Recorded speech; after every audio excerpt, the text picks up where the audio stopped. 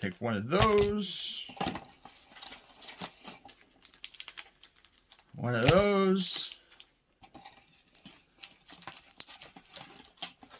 And one of those. Welcome to a Fifth of Jack Gaming, and as you can see, we're opening up 3 packs of Crimson Vow. We're knocking this out, that way you can have a little bit of love in your life. So a couple big things about it. These are set boosters, so there's only 12 cards that's inside there, compared to 15 that's in the draft boosters. You also get an art card, a foil, and a chance to get something really, really unique that's a full art. I want to thank you for watching, and then let's see what we end up getting. Throughout the entire video, we're going to see which pack has the best value that we think about it. And if you can, let us know down in the comments down below what you think is the best pack, or even the best card, or heck, just let us know how you're doing. That said, let's dive on in. The art card is the looks of that guy, or gal I should be saying. We'll flip her on over. That is the Cemetery Protector by Chris Rallis. Number 8 out of 81. An island.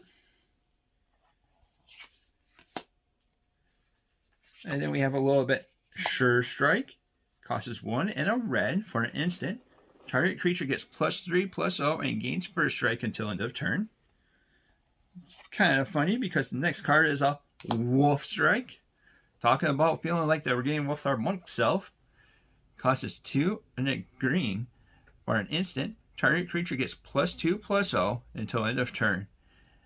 If it's night, then it deals combat damage equal to its power to a target creature you don't control. Good old fight mechanic. Let's go. Monking it up. And then we have the Sporeback Wolf. Costs us 1 and a green for a wolf. That's a 2/2 body. And as long as it's your turn, Sporeback Wolf gets +0/+2. We're going to continue going down the Spore route because we have a Spore Crawler. Costs us 2 and a green for a fungus. It's a 3/2 body. And when it dies, we get to draw a card. First uncommon helps us wash away that pain. Costs us a blue for an instant and has this interesting mechanic called Cleave. We can end up paying it for its cleave cost compared to, or rather than the other one. And if we do, it removes the little brackets with it. So this card lets us counter a target spell that wasn't cast from its owner's hand. Or if we pay the cleave cost of 1 and 2 blue, we get to counter a target spell. So for 3 mana, counter a target spell hardcore. Doesn't sound too bad to me.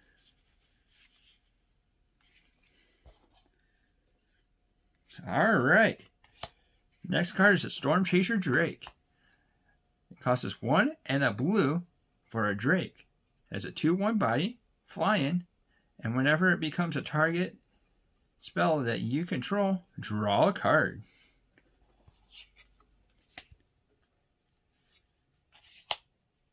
Oakshade Stalker costs us 2, a green, for a Human Ranger Werewolf. Man, that's a text to it. It has a 3/3 body, and you may cast this spell as though it had flash if you pay 2 more. So we pay 2 more, making the mana cost of 5 altogether. We can play it at any time. And it has this Daybound mechanic. So Daybound and Nightbound is something that you have to keep up with as soon as any Daybound or Nightbound stuff comes over with it. It goes off the active player, which is the player it's their turn of. They have to play 2 spells to switch it from Nightbound to Daybound. And they have to play no spells to switch it from Daybound to Nightbound. But once it becomes night, it flips over to this other side called Moonlight Ambusher. Costs us, it's a werewolf, has a 6/3 body, And that is all.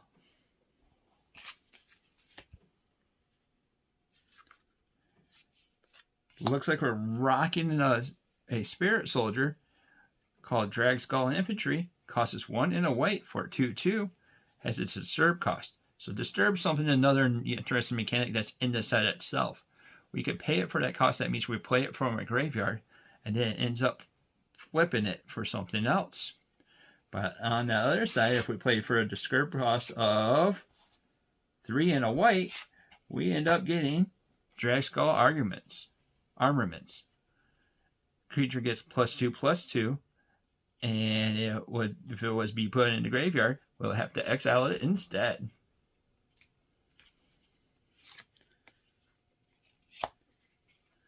Belligerent Guest costs us 2 and a red for a vampire.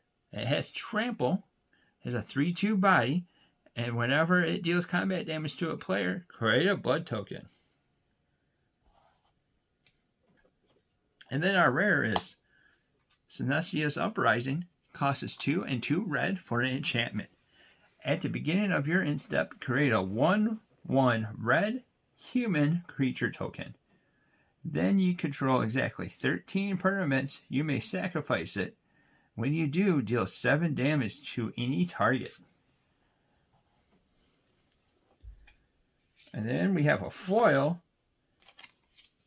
Giraffe Rider, costs us 2 and a white for a human knight that is flying and in training. Training is when it attacks with a creature that's bigger than it, or two different creatures, or whenever another creature attacks with a creature that's bigger, it will get a +1/+1 counter on it. Discard it specifically. So like if we're attacking with it, we'll end up having, like this situation, attack, and since the power is bigger on this guy will get a training counter on him, making it a little bit bigger, making it a 3/2 instead. And then the last card is a card that's off the list. So this is a small list of cards that they end up reprinting with this. Our list card on this pack is Lightning Axe. Costs us 1 red for an instant. Ready? Here comes the cost to it. As an additional cost to play in Lightning Axe, discard a card or pay 5 extra. Lightning Axe deals 5 damage to a target creature. Well, pack 1 was alright. Nothing to write home about, but it wasn't too bad. Let's see if we can get something a little bit better out of pack 2. Alright, here's the art card.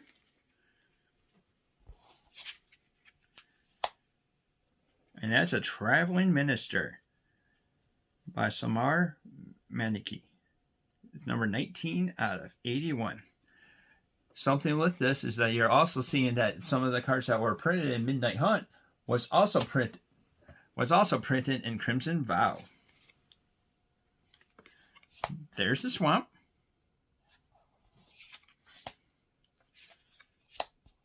Siphon Essence.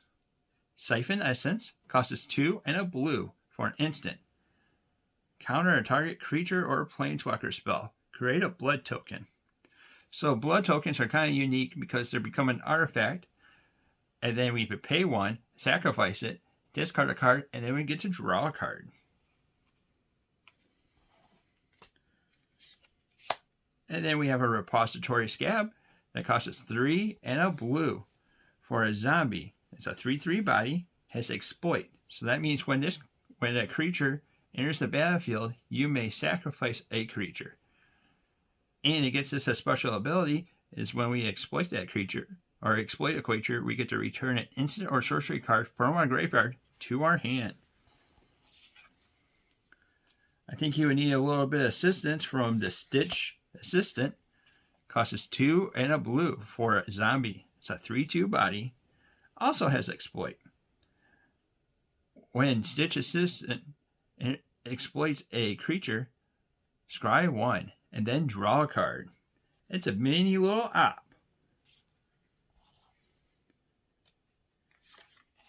And then we got a Wretched Throng. Costs us a blue and 1 for a 2/1 zombie horror. Man, we're being on a zombie kick, evidently. When it dies, you may search your library for a card named Wenchthong, reveal it, and put it into your hand. Then shuffle. So when it dies, we get another one and put it in our hand. All right. Blood Tithe Harvester costs a blue. Haha, not really. Costs a black and a red for a 3/2 vampire. And when it enters the battlefield, create a blood token. Tap it, sacrifice it.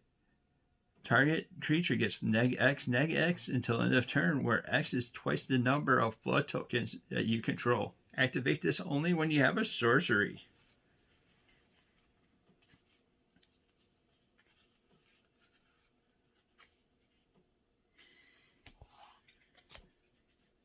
And then we have a Blood Hypnotist. Costs us 2 and a red for a vampire. It has a 3/3 body. It can't block. And whenever you sacrifice one or more blood tokens, target creature can't block this turn.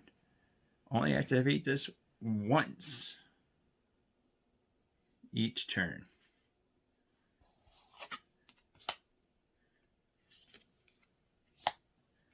And then we have a Soul Siphon board. Costs us 1 and a blue for an artifact. It enters the battlefield with 3 omen counters on it. Pay 1 and a blue. Look at the top 2 cards of your library. Put one of them into your graveyard. Whenever a creature card is put into your graveyard from anywhere, remove an omen counter from it. Then, if you have no omen counters, transform it. And it flips over to the Cipher Bound Spirit. It's a spirit that has flying, and it can only block creatures with flying. Pay 3 a blue, draw 2 cards, and then discard 1 card. It has a 3/2 body.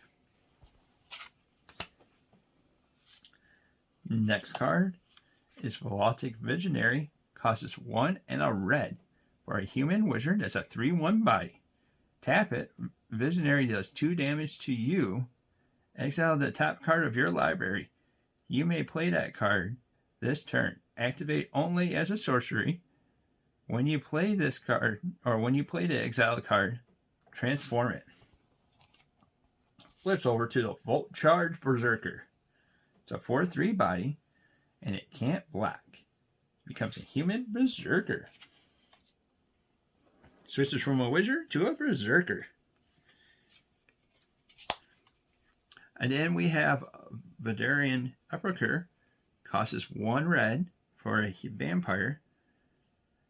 And when it enters the battlefield, it deals 1 damage to each opponent, and we get to create a blood token. It has a 1/1 body. And then we have some creepiness coming out with this Creepit Puppeteer. Costs us 3 and a red for a 4/3 body. It's a human rogue. Has haste. That means it can attack, be tapped, or anything like that on its turn when it comes in. Whenever a Creeper Puppeteer attacks, if it attacked with exactly 1 other creature in this combat, you may have the creature's base power and toughness become a 4/3 until end of turn.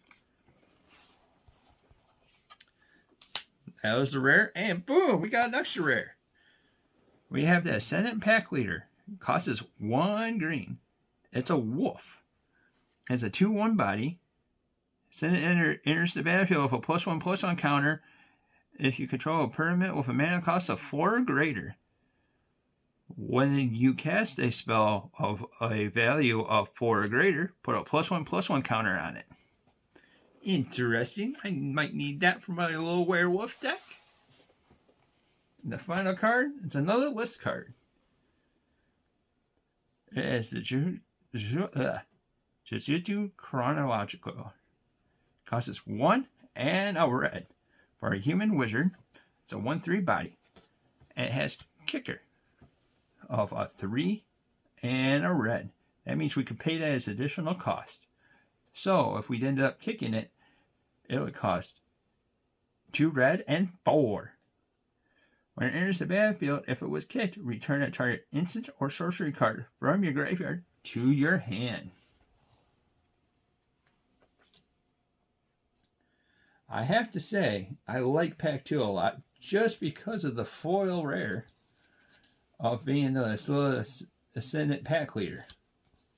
I really like the guy. I really like the flavor of it being tossed with something bigger in there. With that said, let's bite into Pack 3 and see what we get. Oh, we all know this guy. Here's the art card of... Flip her around. Soren the Morphless by Omega Kojama. Number 2 out of 81. Since it's Soren, we'll flip it over and give you a little bit more of an extended chance to be able to check out the art. And then we have a Swamp. Here in Blessed Geist, costs us 4 and a white for a spirit flying. And it's a 3/3 body. You could pay 3 and a white, exile it, and guys from your graveyard, or exile Heron Blessed Geist from your graveyard, create 2 1/1 white spirit creature tokens with flying. Activate this ability only if you control an enchantment and it is a sorcery. There are some hurdles to go through. Noble Gas Boogler costs 4 and a white for a spirit that's a 2/5 body. Pay a white, tap a target creature. Well, we have to also tap it for it. So we pay a white, tap it, tap a target creature. And then we have some Supernatural Rescue. Costs us 3 and a white for an enchantment. This spell has flash as long as you control a spirit. When you cast a spell, tap up to 2 target creatures that you don't control. Enchanted creature gets a +1/+2. And then come in the wave of the first uncommon. Angelic Quartermaster costs us 3 and 2 white. It's an Angel Soldier. It's a 3/3 body. Flying. And when it enters the battlefield, put a +1/+1 counter on each up to 2 other target creatures. Interesting. And then we have the Giraffe Wing Cavalry. Costs us 3 and a white. It's a human knight. Flying. It's a 2/2 body. And it has this little thing called training.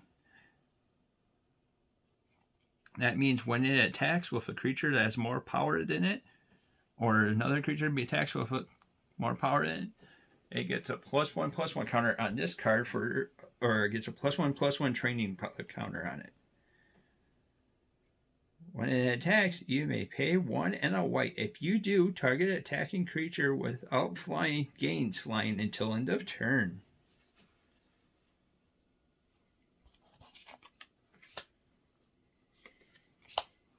And then we have the Worry Prisoner. Costs us 3 and a red.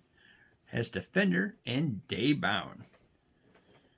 So Daybound is something that's going to have to be kept up with it. The primary player's turn. The primary player is to be in the person that's being on the play that normally starts their turn off with drawing the card and everything with it. To switch it from Daybound to Nightbound, you have to play no spells. To switch it from Nightbound to Daybound, you have to play 2 spells. This guy has a 2/6 body, but over on the other side, Wrathful Jailbreaker. So Werewolf, that's a 6/6, and it has to attack each turn if able. Interesting. And then we have a Binding Geist that costs us 2 and a blue for a spirit, and whenever it attacks, target creature gets an opponent's, or a target creature and an opponent controls gets -2/-0 until end of turn. It's a 3/1 body, has a disturb cost of 1 and a blue. And when we cast it for the disturb cost, the creature gets -2/-0. And if it was destroyed, it gets exiled this way. Well, the card, that is. And then we have a Blood Crazed Socialite. It's a vampire. It's a 3/3 body. Has menace. That means it can't be blocked by 1 creature. It has to be blocked by 2 or more. And when it enters the battlefield, create a blood token. Whenever it attacks, you may sacrifice a blood token. If you do, it gets +2/+0 until end of turn. Falcon Wrath Celebrates. It costs 4 and a red. It's a vampire. It's a 4/4 and it has Menace or Menace. And when it enters the battlefield, you create 2 blood tokens. Oh man, here we go. A nice little bomb there. We have Chandra, Dressed to Kill. It's our mythic rare. Costs 1 and 2 red for a legendary planeswalker. And no, it can't be your commander because planeswalkers can't be your commander in EDH. It has to say that it can be your commander. However, it can be part of the 99 though. It comes in with 3 loyalty. And bear with me, here's a little bit of text. The +1 is add 1 red. Chandra, Dressed to Kill, deals 1 damage to up to 1 target player or planeswalker. The other +1 is exile the top card of your library. If it's red, you may cast it this turn. And the next 7 is exile the top 5 cards of your library. You may cast a red spells from among them this turn. You get an emblem with whenever you cast a red spell, this emblem deals X amount of damage to any target, where X is the amount of mana spent to cast that spell. Woo, buddy. And it's a 3-drop Chandra, and she's definitely Dressed to Kill because, woo, man, she looks amazing. And then we have a foily Blood Crazed Socialite. So this is going to be an opportunity to be able to show the 2 different arts. Interesting. And the final card is just an arena advertisement. Wah, wah, wah.